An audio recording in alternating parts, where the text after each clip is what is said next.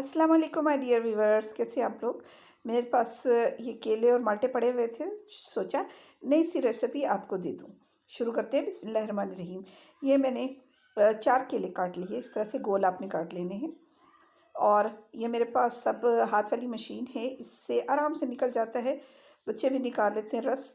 तो ये मैं 4 माल्टे इस तरह से गोल काट के और इसका रस निकाल लूँगी।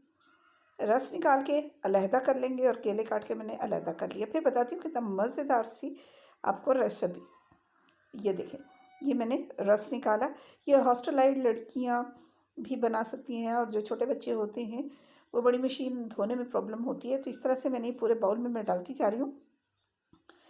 और ये मैंने 1/4 टीस्पून डाला चीनी का, 1/4 टीस्पून डाला नमक का, और 1/4 टीस्पून ही डाला मैंने चाट मसाले का।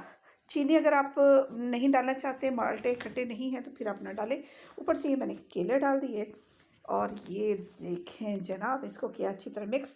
और अब ये बाउल्स में डाल के मैं करूँगी सर्व।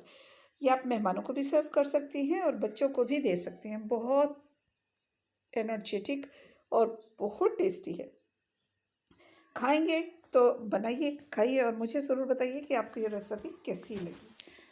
अब ये यूनिक सी रेसिपी है, मेरी अपनी रेसिपी है। अच्छी लगे तो मेरे चैनल को लाइक और सब्सक्राइब ज़रूर कर दीजिएगा।